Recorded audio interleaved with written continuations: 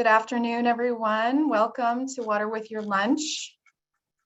We'll just take a moment as people sign on here and join us today.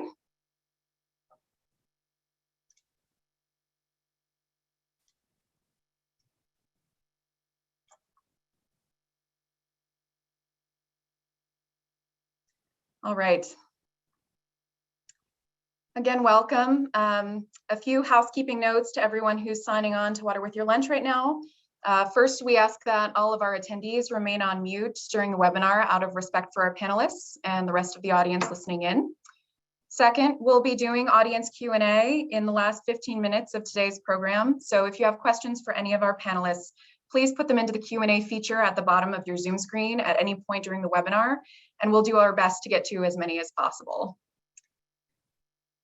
Now, for those of you who've just joined us, welcome to Water with Your Lunch, the Colorado River District's lunchtime webinar series. My name is Marielle Cowden, and I'm the Director of Public Relations at the Colorado River District. Today, our topic is NextGen Ag and the future of family farms and ranches in Western Colorado. We're excited to have 4 panelists today who will be discussing how new technologies, innovative ag practices, infrastructure investments, and policy all may play a part in what the next generation of agriculture looks like on the Western Slope. It's a future that's tied to the Colorado River system. As will be no surprise to any of you here today, in Western Colorado, water is everything. The Colorado River ties us together and is arguably the single most important natural resource to the state of Colorado and to the American West. Here in Western Colorado, water is as much our economy as our culture, and it is incredibly diverse. The Colorado River provides food, energy, and other resources to the nation. It provides an enormous recreation economy and powers local cities, towns, and tourism. Our predecessors knew this, which is why in 1937, after the Front Range began diverting water from the West Slope to fuel its growth, the Colorado General Assembly created the Colorado River District. And for more than 80 years since, the Colorado River District has worked to protect the water interests of Western Colorado. We manage, conserve, develop, and protect West Slope water on behalf of the state of Colorado and its citizens in the 15 counties that form the headwaters of the Yampa, White, Colorado, and Gunnison rivers. Today, the district continues its work to safeguard the West Slope's water supplies for agricultural, municipal, industrial, recreational, and environmental uses using a 4-pronged approach. But our job is getting more difficult with each passing year. We're living in what some have been calling a time of superlatives. Worst, exceptional, extreme, unprecedented are terms that are heard on the regular now. And across the West, we continue to suffer from the effects of increasing temperatures alongside worsening drought conditions from the last several decades. Counties from Ouray to Mesa to Moffett have experienced a more than 4-degree Fahrenheit rise in average annual temperatures over the last century. The impact of these hotter, drier temperatures on water supplies are real and meaningful. For every 1 degree Fahrenheit rise in temperature, we see stream flow reductions between 3 and 5%. What water we do have remaining in stream is being impacted by soil aridity. The rising temperatures are drying out soils, so existing flows get reabsorbed by our thirsty, sponge-like land before water can continue downstream. Year after year, increased temperatures, decreased moisture, and drier soils mean less and less water is making its way to our rivers for people and the natural environment. And this isn't just going to impact our Colorado way of life. The effects of these climate changes have already impacted all of us, especially our keystone agricultural community here on the Western Slope. And in many ways, the future of our state is tied to the future of the small, multi-generational family-owned farms and ranches that make up West Slope agriculture. So we're thrilled to introduce our 4 panelists today, each of whom bring unique expertise from very different sectors in the water world. And I'll stop sharing now so that we can get them up on the screen here. All right. Now, as I introduce each panelist, I'll ask them to turn on their videos for our audience. First, we have Dr. Perry Cabot, research scientist and extension specialist at the Colorado Water Institute for Colorado State University's Extension and Agricultural Experiment Station in Mesa County. Dr. Cabot received his PhD in agricultural engineering and land resources from the University of Wisconsin-Madison and his bachelor's of science in civil engineering from Colorado State University. His research program focuses on innovative irrigation technologies, sustainable water resources management, and crop consumptive use evaluation. Welcome, Perry. Thanks for joining us. You bet. Good to be here. Thanks, Marielle. Hi, everybody. Next, we have Paul Boucher, owner and operator of Reeder Creek Ranch in Grand County near Kremling. Working in agriculture and being a fishing guide has given Paul a unique perspective on water resources. He's been a lead in a 12-mile restoration of the Colorado River with 12 landowners collaborating to sustain agriculture and the environmental health of the river. After participating in the Colorado Basin Implementation Plan, he was selected to be the voting agricultural representative to the Colorado Basin Roundtable in the spring of 2015. He serves as governor appointee to the Interbasin Compact Committee, is on the board of directors for the Colorado Water Trust, serves on the Grand County Open Lands, Rivers, and Trails Advisory Committee, and was honored with the Water Education Colorado's Emerging Leader Award in 2020. That's no minor resume. We're so excited to have you join us, Paul. Thank you for being here. Third, we have one of our own at the River District, Dave Kanzer, also known as DK, our Director of Science and Interstate Matters. Throughout his almost 30 years at the River District, DK has been developing and implementing technology-based agricultural improvements across the district to meet the increasing water resource challenges facing the Colorado River Basin. Together with advancements in weather modification and in monitoring and assessment techniques, DK is leveraging technology to guard against water supply shortages for multiple water user groups, including agricultural, municipal, environmental, and recreational interests. DK is a registered professional engineer in Colorado. He earned his bachelor's and master's degrees in geological engineering from the Colorado School of Mines. Thanks for being here today, DK. Great, thank you. And last but certainly not least, we have Dan Keppen, Executive Director of the Family Farm Alliance. Dan has 29 years of experience in association management, water resources, power and environmental policy, facilities design, planning, economic analyses, and contract administration in the public and private sectors. Since 1997, he has worked primarily in advocacy positions with the Northern California Water Association and as Executive Director of the Klamath Water Users Association. He served 1 year as Special Assistant to the Director of the Bureau of Reclamation's Mid-Pacific region. Prior to that time, Dan was a water resources engineer for Tehama County, California, and a water resources engineering consultant in Portland, Oregon. He is a registered civil engineer in California. Dan, we're honored to have you with us. Thanks for being here. Thanks, Maria. Hello, everybody. Now that we have our panelists here with us on screen, let's get this discussion going. Perry, I have the first question for you. Can you talk a little bit about technology in the context of mitigation, what that word means, and the difference between that term and, say, adaptation or preparations as the ag community adapts to a hotter, drier future? Yeah, thanks, Marielle. That's sort of what I figured we'd talk a little bit about today. And of course, I welcome my other panelists to converse with me about this, but I think of mitigation as a strategy that is actually intended to correct some of the problems that we might experience that we are experiencing on the river, whether they be climate-related problems or, in our case, water-related problems. And so, as an example, I worked with Paul on a project in the Grand County area that I would argue is a sort of mitigative strategy. And you can just actually skim through a couple slides. There are 2 slides. Well, we'll just go along with this. This is focusing on the Colorado River depletion and Lake Powell there. But back to the question about mitigation versus adaptation. I think of mitigation as a strategy that's intended to sort of deal with what you're looking at there on the screen. That being the fact that the river is drying up, and there's not enough water to continue to contend with all the demands we have on it. So if you were to put it very simply, mitigation is a way of actually trying to put more water in the river, or at least put it in the places where it needs to be used in order of priority. Adaptation, on the other hand, would be a strategy that's actually intended to deal with the fact that, let's say I mean, obviously we are going to have a future with less water, and you are a farmer perhaps that is going to basically have that situation perpetuate on your field or your farm. And so technology to the rescue, so to speak, if we have strategies that are in development, and in fact some have been ongoing for years, that are intended to try to adapt to that future of less water. So again, one being the idea of trying to get more water or utilize our water more optimally.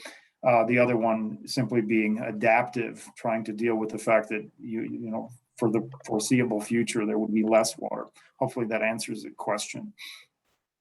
It does, yes. Thank you, Perry. That was great. So I know you're working on some cutting edge projects right now, but before we dive into that, what can you just explain some of the different types of technology that you work with and things that, even if they're not super flashy in terms of the project you're currently working on now that we'll get to, the different purposes and end goals that they serve for agricultural efficiency and development. What kind of tech are you working with here?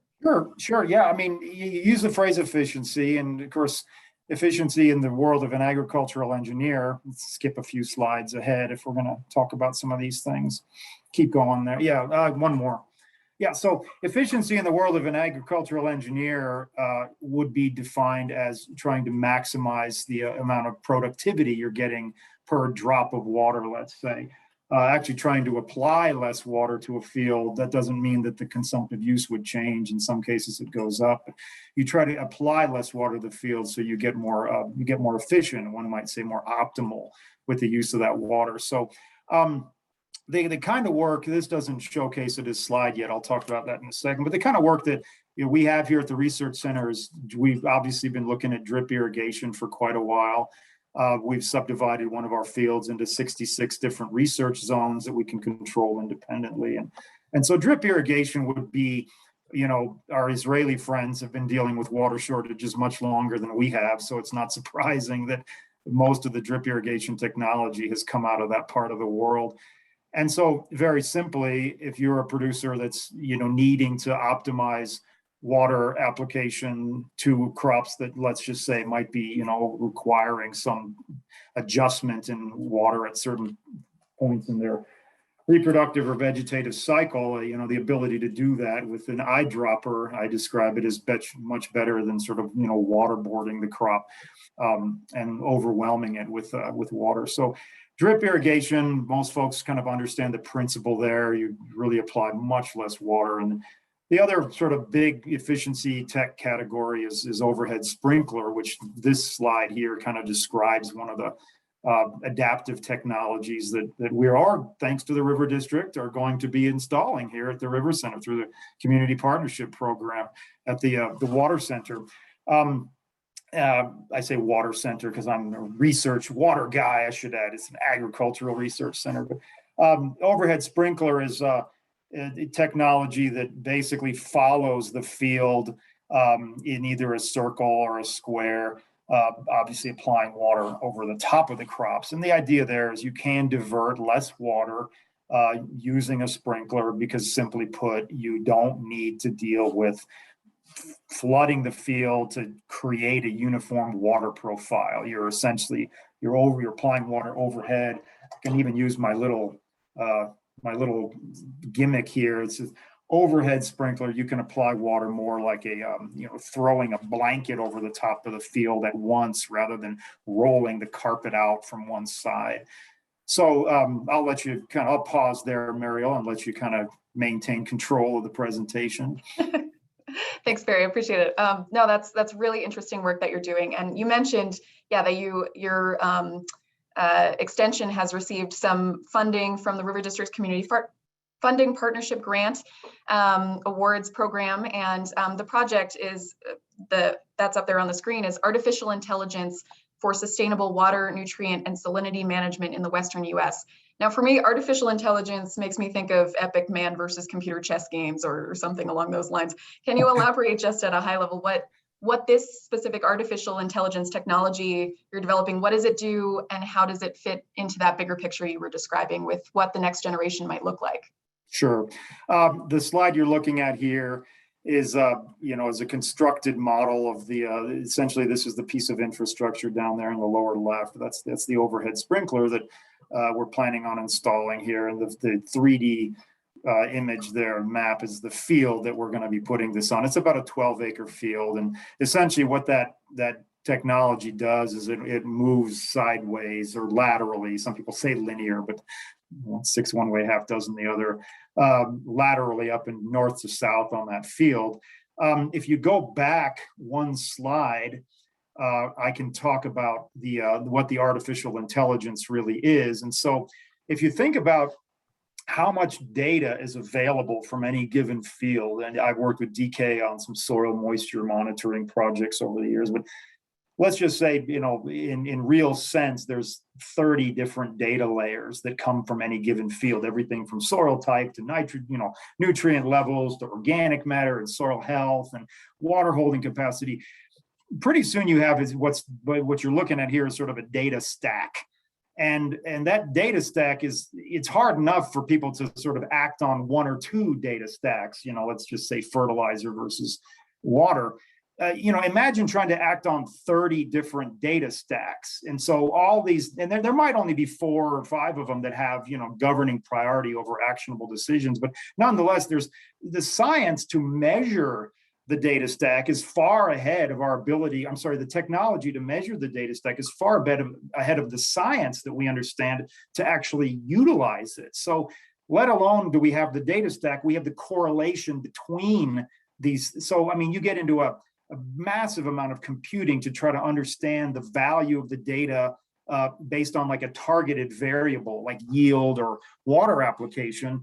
And the correlations between the data that would lead to those actionable decisions. So we don't know a lot about, what kind of biometrics or machine learning we would need to utilize in order to make those correlations. So essentially, with artificial intelligence, what's going on are sort of two different things. You've got an ongoing process of evaluating this data stack in real time, even through either drone technology or in-field sensing.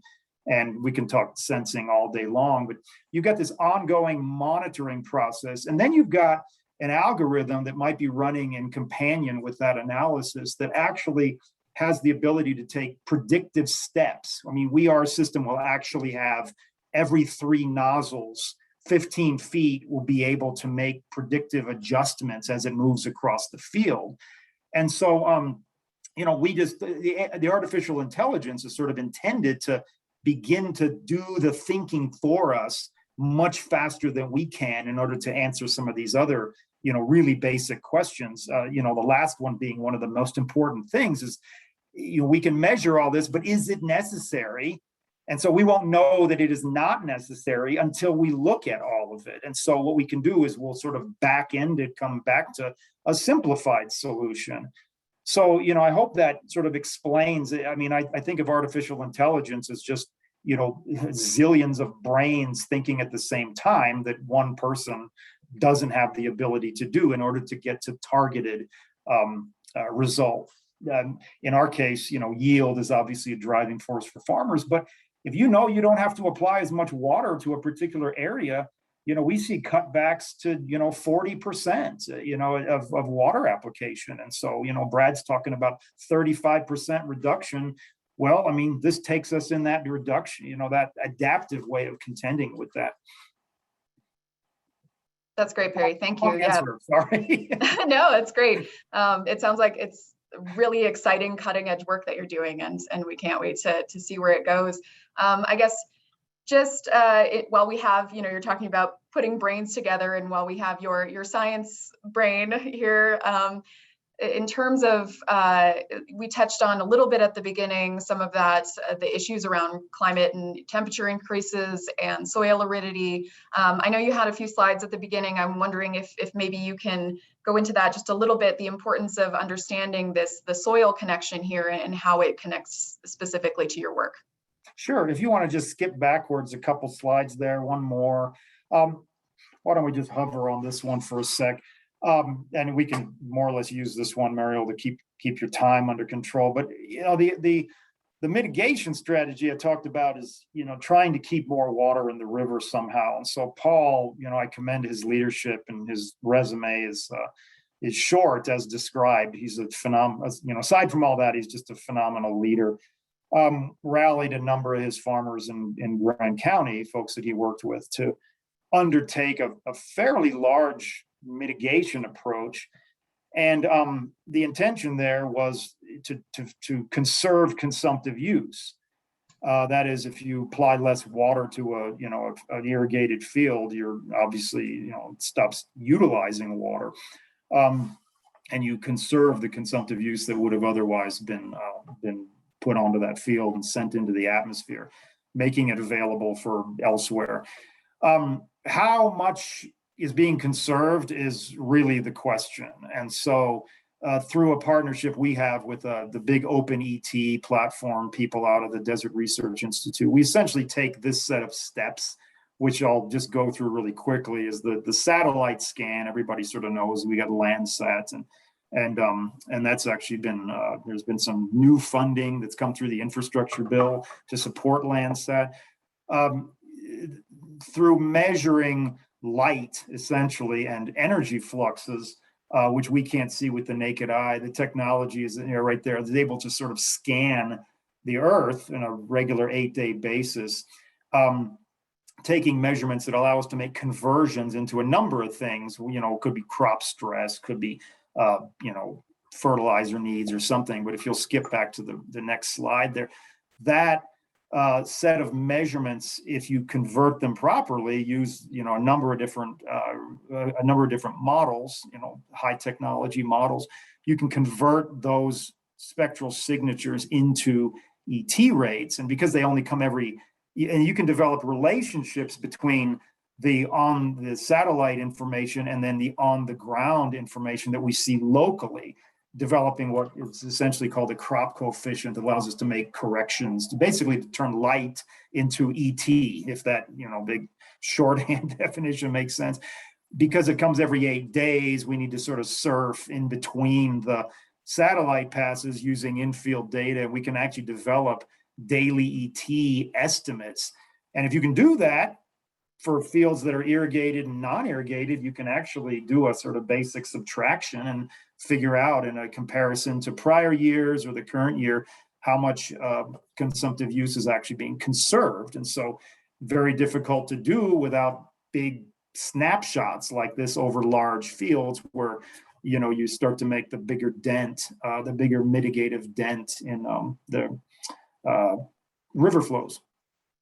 Very interesting. Thank you, Perry. And since you mentioned the work that you've been doing with Paul, I'll take that opportunity to kind of switch it over to you, Paul, and just ask you to tell us a bit more about the work that you've been doing both on and off your ranch in terms of new and innovative ideas to bring to the ag community in the face of these mounting challenges. Thanks, Marielle, and thanks, Dr. Cabot, for the very kind words. It's a pleasure working with you as well, an honor up here as we fight through our challenges.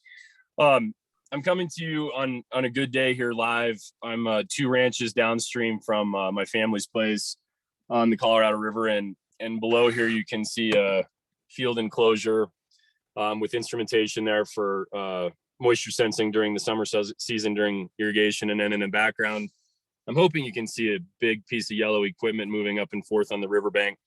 So I think that the thing to stress, these projects where they overlap is in the early 2000s, early drought, I think that the headwaters of the Colorado River, Grand County in particular, really felt this water shortage probably earlier than much of the rest of the basin. We were dealing with a main stem Colorado River who historically has flown below the confluence of Troublesome Creek, about a half mile upstream of where I'm sitting, at just over 6,100 cubic feet per second as a peak annual flow. In the early 2000s, through that drought period, we saw a river that was flowing about 150 CFS, maybe a little bit more through the bulk of spring and early summer. That same event occurred again this year through May and June. If you look at the hydrograph of the Colorado River at the KB Ditch, you see flows kind of bouncing between 150 and 180 cubic feet per second. And so this group of people that we work with here just above Kremling, just above Gore Canyon, the meadow that I'm sitting in prior to the Colorado Big Thompson project didn't even have water rights. The valley naturally flooded every year. And then here we are going from a natural flood river overtop the bank to now dealing with a water table that is substantially lower at a low flow river. So trying to make those connections. So this landowner in particular, we did the assessment of the river back in 2012. The grant that we're operating under right now, Regional Conservation Partnership Program, was awarded in 2016. These plans were finalized for construction in 2019. And here we are building. It's a great honor to be a part of it, but I also tell that story in that timeline because, we first felt the burn of this in the early 2000s. We first came to a way to assess it by 2012, and then here we are building it almost a decade later. So these projects take time. And based on that time, these particular landowners, I think, were also very in tune as it was presented to both the Colorado Basin Roundtable and the Demand Management Work Group, as well as the Colorado Water Conservation Board's process of that with their different work groups. Dr. Cabot presented well to both the Roundtable and the Ag Impacts Work Group that we needed to do this study. We needed to understand, well, this particular group of landowners, understanding that not only had we seen and experienced and lived through some of the pain of this water supply shortage, but also that if we're going to get ahead of what is yet to come. So these fields that, you know, we look at, and I'm so glad to have a conversation after Perry, because through the project that we're working on, we are looking at it in a more calculated way and use of AI technology and others. But then there are also some practical application. These ag producers up here are intelligent, most of them multi-generation, been on the land our entire lives. What forms and processes of growing better crop types can we live with? How that impacts our bottom line, and what that means for our water supply and into the future. Because as stated, this is real life. We're narrowing a low flow river channel 200 yards upstream of where we're studying how much water we actually use in this meadow. The longer term thought behind this project is not only to inform on what we're doing with our water supply and our forage, but also how can we actually do it better. We kicked off some initial small scale pilot practices last year and are doing more this year. To see, you know, what we can do, because ultimately the soil matters, our bottom line matters, and you know, growing food matters. But I think that to this group of people that live in this area of the state of Colorado, you know, we've seen this basin depleted of flow for a long time, and time to take action and find ways to make things better. That's great, Paul. Thank you for sharing all of that. That's wonderful. I think some folks have some questions about your work that we'll address in the Q&A, but first I want to just thinking about, you know, how in many ways you represent the next generation of agriculture here in Western Colorado. No pressure on you, but you know, in terms of you know, you're on a multi-generational ranch and you're implementing these really new and innovative techniques. And can you just talk a little bit about how you see this work and the things that you're involved in affecting that next generation and maybe enticing them to get more involved in agriculture? Yeah, it's a wonderful question. I honestly have to give full credit to my family, though, most especially my parents, and also my brothers, my little brother. As I've been privileged with time to work on these sorts of things, everybody covers for whatever roles and responsibilities I would otherwise have on the ranch. And I think that, you know, my dad's vision, you know, when this came down the line in the early 2000s, it was kind of one of those family conversations that, you know, do we live in the wrong area, or do we need to get involved and try and make a difference? And it was the family thought from day one that we need to be involved and we need to try and make a difference. And so through that, the connectivity of the neighbors, but that ultimately comes, the point of it is, those are the livestock in the home of my in-laws, that my nieces are their grandchildren. You know, we're tied up here in the community, and it matters for all of us. And trying to give kids inspiration that, you know, that maybe the old way of thinking that ag work is too much work and too little pay. Some of this innovation conversation and how we can do it better and how it impacts our bottom lines. We need to grow food, and it has great importance for this world and our soil health and what we do.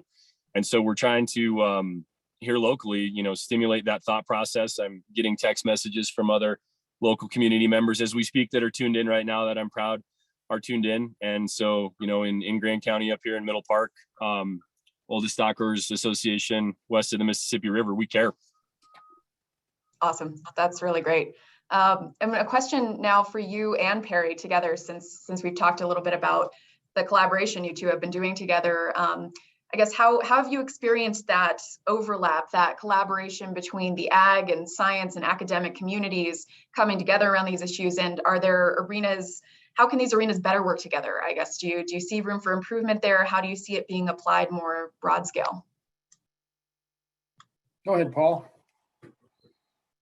Well, I think through these projects and where we've been privileged is I think there's been great overlap between leadership at the Colorado River District, leadership within the Colorado Basin Roundtable, and how some of that trickle down from the Water Conservation Board and around the state is that it's kind of naturally built, some of these teams. But, not to forget, I think that all of us are changing our attitudes a little bit about how we work together. We've seen it both with ag producers, NGOs, and conservation organizations, but we've seen it go the other way around too, where I think that some of those organizations have changed their models around working with ag. And then the joy of my heart is that really on the academic side, this last project that I've spent the last 2 summers working with Perry on, we're bringing in the strong academics. And what I realize, now, if we're going to make substantial differences in this and what it means to the bottom line, the agronomics, and actually have longer term great impact, our researchers, our research institutions are critical to this process. While, farmers and ranchers might have some deep down good old knowledge, there's a lot of technology that can also help us. Yeah, I can just say, to follow up on that, is that, I through my career, I've worked with numbers of farmers, and it's, it's often the case that it's really hard for a farmer to sort of step away from their daily life and, to go, check a sensor or something like that. And it really kind of turns into a bear, I mean, Paul has gone above and beyond. When we ask him to do something, he's able to go out and make some adjustments or some fixes. But we as scientists have to sort of design these projects in such a way that they're farmer friendly. And I mean, to be honest, back to the whole AI thing. And I mean, I spent, probably 3 years with DK looking at sensors in the field. And quite honestly, sensors in the field, we've kind of moved past that. And now we're doing all this passive stuff. So we have to make it easier for the farmers to participate. And so the projects have to be designed in such a way that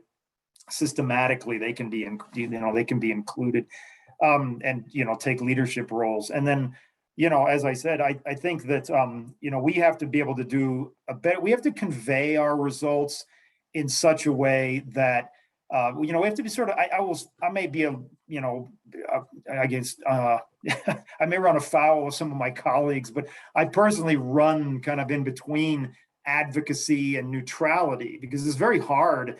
Some of these issues get highly politicized. And so as a scientist, I really try to take the role of, my position is having good actionable science is the start of the discussion. And eventually you're talking about facts. And so we have to do a very good job of, making sure what we're producing are facts, and then people can react to those facts in a way that, through their own lenses. But when facts and opinions start to get commingled, then we run into trouble making decisions. So I'll leave it at that. Great, thank you, Perry, and thank you both for the work that you're doing. It's really exciting to hear about. And you queued up another great segue, Perry, and you mentioned DK. So we'll switch gears a little bit, and DK, we'll turn it over to you now. As we've been talking about the work that's being done in Grand and Mesa counties, we'll shift gears a little bit. Your tenure at the River District has involved significant work in the Gunnison River Basin to update infrastructure and implement what we've sometimes talked about as low tech with high impact. Are there specific projects and successes that you can talk about that we can look to for this concept and for application on a broader scale? And what outcomes have we seen in the Gunnison River Basin as a result of all this work? Great. Yes. Thanks for that. And yeah, kudos to Perry. It's been an honor to work with CSU Extension and on many projects. And if Lindsay, you could put up the slide of the Lower Gunnison project. I want to talk a few minutes about that. If you've been around, you've heard me talk about the Lower Gunnison project, and it's really a series of projects, and it relies on the same funding that Paul talked about, the NRCS RCPP. It does rely on some technology and some sort of common sense approach of putting ditches, open ditches into pipes, but augmenting it with information, obviously, and telemetry communication. So what that means is, an integrated approach, and this slide kind of shows a few of those approaches. Perry talked about the sensors in field. also measuring and communicating flows in the ditches, the supply ditches, and then going to the fields where we can provide that uniform distribution and water supply in a very variable system that we all have to deal with in the headwaters of the Colorado River. So altogether, that makes up sort of this concept of the Lower Gunnison project. And on the right, you can see that we just finalized and published our final report.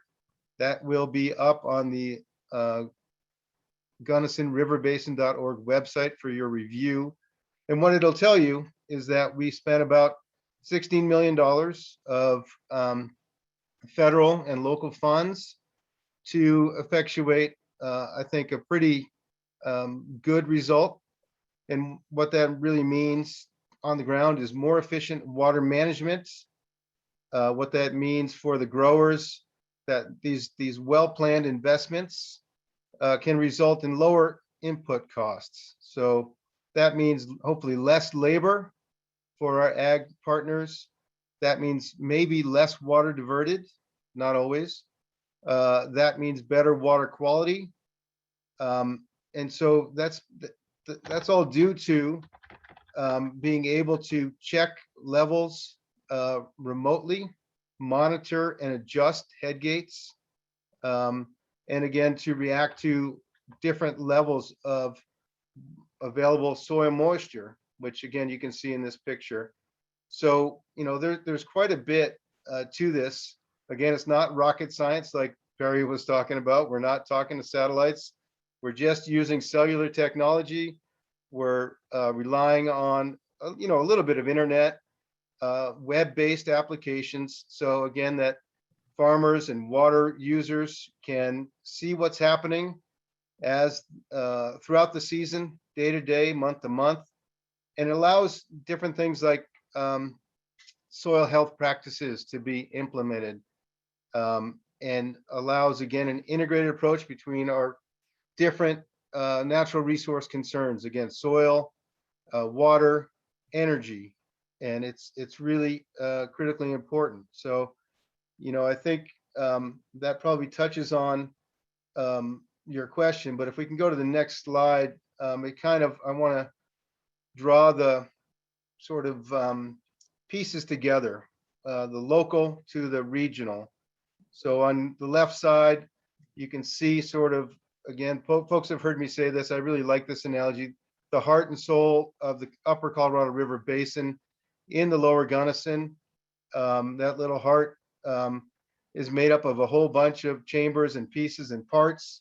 And as you move to the right, you can see the integration of those parts in the basin and how we're trying to improve in a, as I say, comprehensive way, in a prioritized way of looking at critical delivery pieces, storage, and of course, application on the field. So that's kind of the outline of what we've been doing.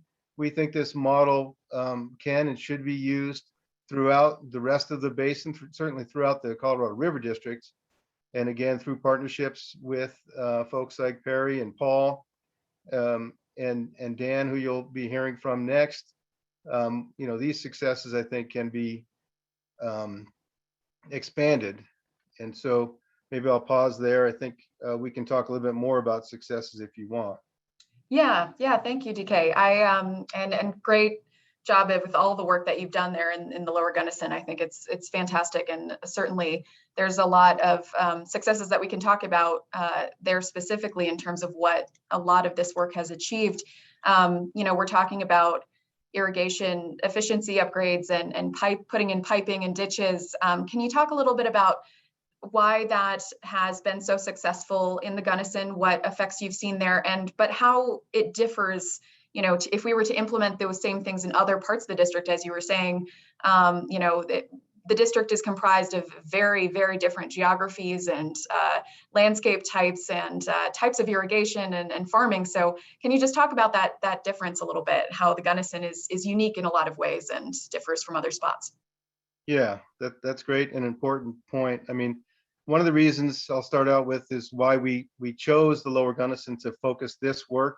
It's not the only place that has a lot of needs, but it's a place where opportunities came together, or in other words, challenges come together in our natural resource concerns, and our funding partners were very interested in the Lower Gunnison because not only did it have water availability challenges, it has water quality challenges. And again, folks have heard me talk about salt and selenium. It's almost one word in our lexicon. Those contaminants, if you will, are naturally occurring throughout the Lower Gunnison and actually extend into the Grand Valley and all the way through Utah. It's due to the Mancos Shale. And the Mancos Shale at or near surface reacts to water, or is influenced by the water use. And in the Lower Gunnison in particular, these things come together where over the years, there's been quite a bit of salt loading and selenium loading. The Lower Gunnison project, as I mentioned, integrates a whole bunch of partners and issues together and allowed us to make a really pretty big impact. And that main impact manifested in the removal of a water quality impairment after about 25 years. And that was due to dissolved selenium in the river. So what that means is a declining trend in dissolved selenium based on these practices that we have implemented with our partners. The Lower Gunnison River was listed as impaired for aquatic uses in 1998. In 2021, just this year, it was removed, and that was part of a selenium management program, which the Lower Gunnison project was a main thrust. So that was a huge success for us. I think also, it may go without saying, but I'm going to say it anyway, it allows the growers a more reliable supply and help them move from an always on water supply to an on-demand water supply. It's just the first step. There's a whole lot more to do, but the ability to essentially turn on and off like a homeowner would do with a sprinkler or a hose is what we're after. And that works in places where you are below large scale water storage or reservoirs. It doesn't necessarily work in those areas that don't have water storage or near the headwaters. And so that's a critical difference that you were asking about, and one that really need to verify. So, the issues, as I say, can compare and contrast quite well. We're well aware that return flows and the pattern of those return flows, availability, magnitude, and location will change based on these efficiency improvements. So what works in the valleys doesn't necessarily work in the headwaters, because in those headwaters, and we're still doing work and doing research, and again, the folks on the phone or I'm sorry, on the call are well aware that we need to understand how the sponge, if you will, in the headwaters areas is much different than those in the valleys. So, a few things to note there in this next generation ag that needs to be, you need to customize it to fit specific conditions throughout the watershed. And so your mileage may and will vary. And so what we talked about in the Lower Gunnison will need to be changed for the White or the Yampa or the headwaters of the Colorado. But the concepts, are good. And, when it comes to understanding the water resource, how to manage it, what's coming down, how you tie it into the whole water cycle, it's critically important. And that's where the next generation, I think, will come. And it will include things like these new ways of monitoring in the river, in the aquifers, in the soil, and basically deliver that information for consumption and for informed decision making. So that's probably a good place to pause for the next series of discussions. Awesome. Thank you, DK. I appreciate that explanation and diving a little deeper into that element of your work. And I guess shifting away a little bit from the irrigation efficiency element and focusing in more on the infrastructure part of the discussion that we have today. You know, infrastructure upgrades have been a big public interest issue and have big impacts for water management and agriculture, as we've been discussing.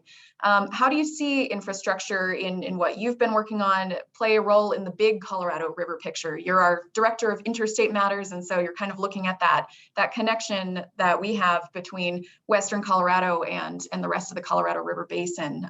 Can you talk a little bit about that? Sure, I can certainly try. And our next speaker is really going to is more of an expert in some of the policy and the funding for this big infrastructure bill that we're all hearing about. But locally, you know, from my perspective anyway, you know, infrastructure investment in the ag sector is absolutely critical as an effective response and an adaptation strategies that we talked about. Excuse me, we have, you know, a drying and warming system. How can we react? We have to do that through a smart investment, and that smart investment needs to rely on good planning. We've been doing a lot of that planning. You know, to date, we have scrimped and saved and struggled for really every dollar that we've had. So a lot of planning has gone in, and I think we're ready for that influx of cash, we'll call it. And we stand ready to put those funds in place. With good projects on the ground. We have permits, you know, standing by, studies, environmental assessments that have looked at, you know, the pros and cons. And we're looking at everything from cultural and historical impacts to, you know, endangered and threatened species, of course. So what that means for us is, you know, we can double down and strategically expand our efforts to meet these challenges. I think, you know, it's not going to be easy, but we need to expand the benefits for our ag producers so that they can compete on a global market. Well, and also the local farm to table movement, which is very efficient, of course. I'm getting off track, but I mean, that infrastructure is sort of a trickle down, right? You can put big dollars in and have big results. You can make small adjustments and have, you know, good local results too. So to use a well-worn phrase, I mean, we are, you know, thinking globally, acting locally, and that's where these infrastructure dollars hopefully will continue to help us. So I think, you know, that's probably a good place to leave it, but we welcome the hard-won efforts of many people trying to get these investments, and we want to work with you know, everybody that's listening and all the ag producers to figure out the best way to invest these dollars that are going to honor the taxpayers that really ultimately pay for this. Absolutely. Yeah. Thanks, DK. Appreciate that. And we'll segue, as you mentioned, Dan is on our webinar today, and he's got lots of experience in terms of what we're talking about now. Dan, I'll turn it over to you in terms of infrastructure packages like the recently passed federal infrastructure bill that DK was referencing. Why is that so important to the West and to the issues we're talking about? What benefits might farmers, ranchers, water managers, scientists, and other stakeholders see through this new surge of funding from your expert perspective? Well, thanks. And I just kudos to the previous speakers. That was just such great information. It's really encouraging to see the good work you're doing there at the River District. So I'm probably the only panelist here speaking outside of Colorado. I'm interacting today from the Klamath Basin of Southern Oregon. That's where the Family Farm Alliance world headquarters is right here in my kitchen. And for those of you that don't know, the Family Farm Alliance represents farmers and ranchers and irrigation districts, districts like the Colorado River District in all 17 Western states. So we work very closely with Congress, and we work very closely with whoever's in the White House on policies and laws that have an impact on our collective West-wide membership. And so when you ask about, you know, why is infrastructure so important? One of the things that we do is we work with Congress quite a bit. We've testified, I think, 4 times this year before Congress, mostly on the drought. And so there's lessons learned from this drought, and infrastructure is one of those things. I would say there's probably 4 sort of takeaways or observations that we've seen in this unprecedented drought. We've got members in all 17 Western states, and I would have to say this year has just been relentless and heartbreaking because people are going out of business because of drought and climate change impacts right now. But I'd say the things that we're seeing with this drought, it underscores some very important things for policymakers to see, and that is, we've definitely got some inflexible water management in some areas, especially where you have a federal nexus. And I would have to say probably further west you get, it's more inflexible because we have more endangered species.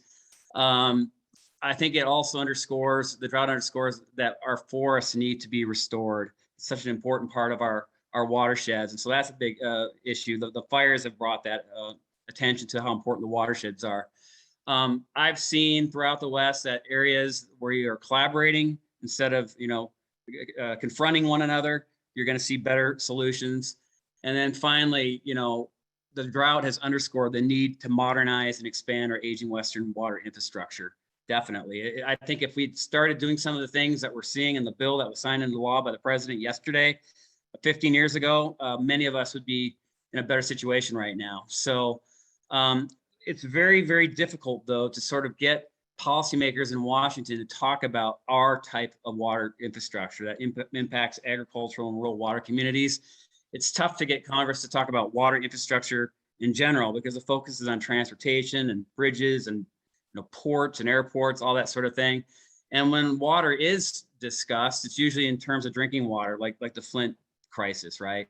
So recognizing that, about over a year ago, before the last election, a group of us got together, and the other organizations with the National Water Resources Association, the Association of California Water Agencies, Western Growers Association, the California Farm Bureau, and Family Farm Alliance. We sat down, started looking at scenarios of what might happen with the election. And one of those scenarios was Democrats get control of the White House and both chambers of Congress.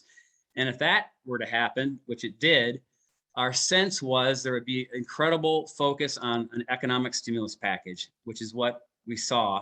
And it's what we also saw in 2009 when President Obama was elected. That was really the first big economic stimulus package we'd seen in a long time. And it's because you had a new president coming in with Democratic support behind the White House, and they were able to pass that. So anticipating that dynamic, we started putting together a coalition about a year ago, which grew to be 220 organizations that represent farmers and ranchers and the top 17 largest municipalities in the West, and water districts throughout the West. And we've developed sort of a all the above wish list, asking Congress, basically, if you're going to do an infrastructure bill, make sure our types of infrastructure are included as well. And we use sort of an all the above approach, and which kind of gets to what DK was talking about.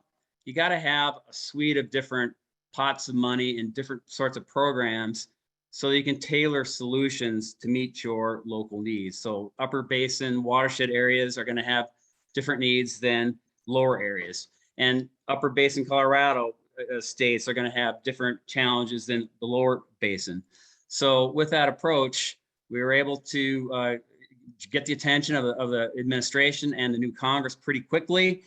And we also developed sort of state by state individual lobby and communication organizations, which brought in their own members of Congress to understand the issues.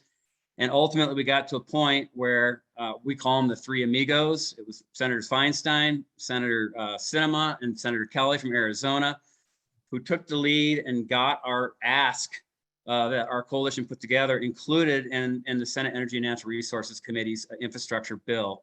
I also got to put a shout out to your Senator Michael Bennett. He was our champion on the forest health end of things. So ultimately, that Senate Energy and Natural Resources package was passed.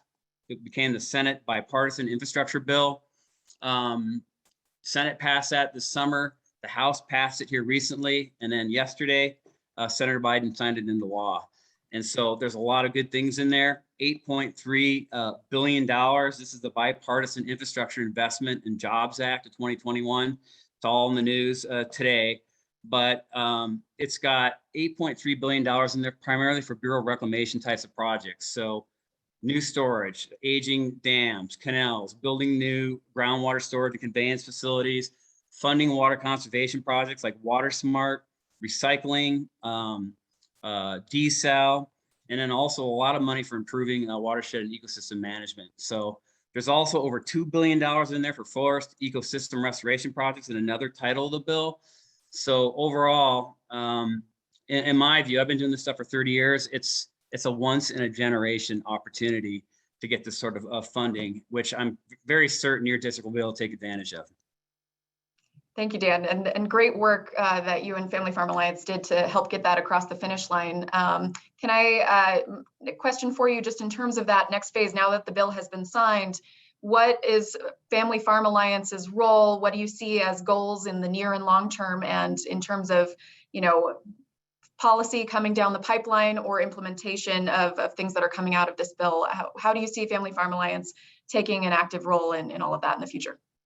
So really our next big area of focus is going to be making sure that those dollars are spent in the most efficient way possible, so that as many of those dollars as possible are on the ground funding projects that are helping our farmers and ranchers throughout the West. And so, you know, we just need to make sure we'll be working very closely with the Commissioner's office and all the regional offices for the Bureau to make sure that these programs don't get caught up in red tape. So for example, there's going to be a new aging infrastructure project or program. It's going to have about $3.2 billion in low interest, long-term loans. We want to make sure that those loans are issued in a quick way, don't have to go through a bunch of red tape and hold up these projects, because I think there's going to be incredible, not only political scrutiny, but public and taxpayer scrutiny on this once in a lifetime package. People are going to want to see projects materialize out of this. So we just need to make sure that that's what happens on the ground. So that'll be our focus here in the next year for sure. That's great. And question for you, specifically, how many of the USDA programs like RCPP fare in the infrastructure bill? And I know you mentioned Water Smart. What about Water Smart programs? Can you talk a little bit about that? Yes, so there's hundreds of millions of dollars going to the various Water Smart types of programs. And some of these Water Smart programs now have new authorities and new flexibility that was essentially passed in legislation last Congress back in December. And a big part of this bill that just passed is now putting dollars into those programs. But there's a lot of money coming your way in Colorado in this package. Not some RCPP, it remains to be seen, but the PL 566 watershed planning program that's administered by NRCS, there's $500 million in that program. And I'm fairly certain the River District takes advantage of some of those. Very flexible program that can help individual farmers and ranchers, and also, you know, multiple benefits for other sectors as well. There's going to be $300 million for Colorado River Drought Contingency Plan implementation, which was mentioned earlier, I think, by Paul, including, I think, $50 million for the upper basin states. So that'll be helpful. There's dollars in there for the Colorado River ESA programs. And then lots of money for lower basin, large scale water recycling programs, which is intended to sort of create some new water using recycling and those sorts of projects. So hopefully that answers your question, but this is a pretty good bill for the state of Colorado. That's great. Thank you, Dan. Now, one question, I guess, for all of our panelists here before we turn it over to audience Q&A. Just wanted to say, what piece of information or inspiration would each of you like our audience to walk away with today, just based on you have such a wide range of really fascinating expertise and things that you're working on, but if there was one thing you could hope the audience would take away from this today, what would it be? I'll jump in and just maybe say an obvious headline. You know, it takes all of us working together. It takes dedication and patience, and that's never been one of my strong suits. You know, we have everything laid out, but it's going to take a long time to come to fruition. and it needs, all of our attendees, and I'm so glad to see almost 100 people listening and participating, spreading the word that, these are real challenges, and these efforts, well, it will take a long time, are making a difference now, but it relies on the grassroots, and those folks that are in the field, that are doing the work, like Paul Boucher, like all of my friends in the Lower Gunnison, that they don't get paid. These folks are working 2 or 3 jobs, and they're volunteering on their local ditch boards. They're the ones that are really making a difference, and hats off to them. I get a paycheck, and I appreciate the hard work that's being done, and thanks for the patience and the lessons I'm learning along the way. I'll Thanks. jump in because I think Paul and Dan's answer is going to be better than mine. But I will say that, because this is a tech-focused event, think about how technology gets adopted, is that there's always people that are willing to take risks and deal with the difficulties and the obstacles of getting some of these tools working. So what I would suggest is that, be aware that as I mentioned before, that in some sense the technology is ahead of the science, but at the same time, there are people that are going to continue to work on new tech adaptations. And so my long-winded point, I guess, here is be aware that this stuff doesn't just turn on a dime. And so as we continue to get better at using these tools, we're trying to, we're trying to move extremely fast and develop tools extremely fast to contend with what are obviously urgent problems. So if you are a tech adopter, or you find yourself at times frustrated with or considering new irrigation technology, be aware that sometimes that's a process of tinkering. Anybody that's adopted GPS on their tractors knows that periodically you can't just fall asleep, and you have to let it, you still have to kind of manage it and tinker it. So every form of technology is going to require some in-field patience and collaboration with producers. So I would say that, people are still working on that. They're aware of that. And, be patient in your own lives. Recognize that we understand the urgency, though. Thanks, Perry. Paul or Dan, thoughts? Thanks, DK. I love what you said. I would add, to this theme of partnership and technology. Partnership matters, and I hope that within this basin, this doesn't become an ag versus municipal or an upper versus lower dialogue. I hope that there are further partnerships that expand, that people recognize the importance of growing food in this basin, and we find common solutions working together.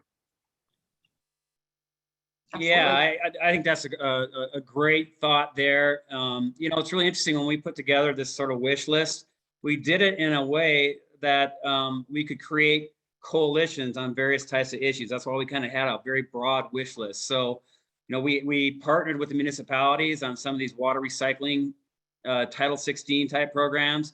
We've also did some work on the reconciliation front with the conservation groups like Trout Unlimited, EDF, in support of forest health types of programs, or more dollars for RCPP, things like that. So, the only silver lining I think I've seen out of this whole horrendous drought of this last year is we did get attention. The importance of Western water infrastructure, Congress saw it. And I also believe the public is starting to see how important it is to have a strong, safe domestic food supply. To me, that's the most pressing thing we've got going on right now. We're going to have to feed a huge population in 2050, and we got to be finding ways to increase how we produce food every year, or we're going to have global famine in 2050. To me, that's the most pressing thing we got to be preparing for in the next decades. Absolutely. Thank you all so much for those thoughts. And just before we jump into some questions, I just wanted to make a plug for our community funding partnership, that grant program, which has been mentioned through Perry's project. That's something that, in addition to all of this federal infrastructure funding that we've been talking about, something local that people can get involved with here throughout the River District. It's not a traditional grant program. It invests in projects which further our community's resiliency amid increasing temperatures and declining flows with local support. It funds projects across the Western Slope.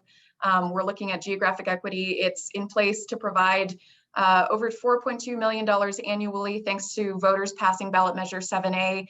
And it's all about funding multi-purpose, multi-benefit water projects. So it's about that partnership and collaboration and coming together across interest groups. So for more information, you can visit the River District's website. Lindsay, if you can put in the Community Funding Partnership webpage and contact Amy Moyer is our Director of Strategic Partnerships. So she's in charge of that program. So just wanted to put that out there to our listeners before we turn it over to some specific questions that we've gotten from the audience here for our panelists. And Dan, since you're up on screen still, I'm gonna send one your way first. Question, is there a focus on restoring endangered species habitat to try to reduce regulatory pressure of the Endangered Species Act on irrigated ag? Yeah, there is. It's funny. I was actually typing a response to Hannah. So Hannah, who asked the question, is Oregon State professor, does a lot of great work throughout the West on rangeland type things and working with landowners. But yeah, the short answer, Hannah, is yes. I think Zane also gave you a brief written response. There's also provisions that are outside of what I talked about here. Funding for Fish and Wildlife Service that is aimed at doing large-scale ecosystem landscape sort of projects, including 162 million for the Klamath Basin, as you're well aware of. So Hannah, if you want some more background on that, I can give you a whole list of those projects that would benefit ESA species. Awesome, thanks, Dan. Question for DK. The River District has many years leading on water efficiency and modernization efforts in the Lower Gunnison, as you went through. What's next, and what other areas do you see as low-hanging fruit in terms of major infrastructure investments? Wow, that's a great one. The next steps are to continue to expand what we've already started in the Gunnison. We are, I'll say, prospecting for other projects in the Ampawhite Green and in the Colorado main stem. There are some low-hanging fruit, so to speak, throughout, and I think some of those will continue to be focused on piping those open ditches in areas that go across shales, salty or saline geology and soils, those areas that are water short. And so, there are tributary areas that fall into those categories. I could list off a whole bunch of them, but folks that live in them probably know, and we would encourage those that think they know about the low-hanging fruit to come forth and make applications or reach out to me, to Amy Moyer, for investment opportunities for those agricultural low-hanging fruit projects. And I'll put in a plug for another one, which is not directly related, but some of the low-hanging fruit is water augmentation, which means cloud seeding. I want to make sure folks know that we are actively looking at wringing out more moisture from the sponge, which are the clouds, throughout our basin, which provides between 60 and 70% of the water supply to Lake Mead. In other words, our watershed is that critical. And so we really need to increase, certainly maintain what we have and hopefully increase those water supplies, the snowpack, and the aquifers. So we're focused on that as well on a regional basis, as well as continuing to improve agricultural projects throughout our 15 county area. Awesome. Thank you for that update, DK. One last question. I think we just have time for one more. Paul, we had an audience question about clarifying what exactly you're building, where, and on what scale. So I changed my project location for the question. So here's the Colorado River. Upstream, if you look to the left, you can see a power pole and a wooden box. That's the original pump from the Bureau of Reclamation. So it's a fixed station pump in the river. The riffle that you see is actually an irrigation diversion structure to elevate the flow of the river at that low flow 150 CFS to be able to have water supply to the fixed station pump that is right there. From that fixed station pump, there is now pipeline that expands into the meadow instead of open ditch systems that go everywhere. And then as you look in the river, you can see that here in this location, we've addressed channel width at low flow to create a more minimal width, low flow river.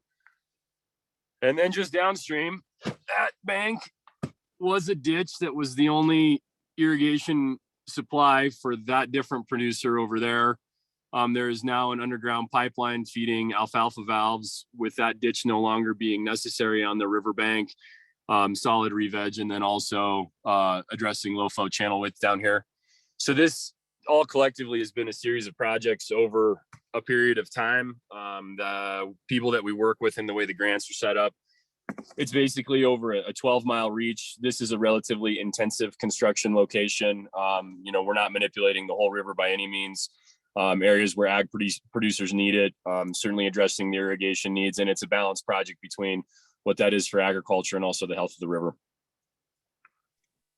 Awesome. Thanks, Paul. It's great to have your mobile Zoom unit there to show us what's going on in the field in real time. So we appreciate that. All right, I think we're gonna wrap it up if unless any of our panelists have any final thoughts. I think we're good. All right, well, thank you all so much for your time today. Lindsay will be putting in some contact information for our panelists today. If you had questions that didn't get answered or you have follow-ups with any of our speakers, you can contact them. We'll also have a recording of this webinar on the Colorado River District website and on our YouTube channel for those who might have missed portions or were unable to make it. So, but thank you so much to all of our panelists today. We so appreciate all of your time being here with us and sharing your expertise, as well as all of our audience members zooming in on their lunch hour. So thank you all so much, and we hope to see you at the next Water with Your Lunch. Thanks. Thanks, everybody. Thanks a lot. It was fun. Thank you.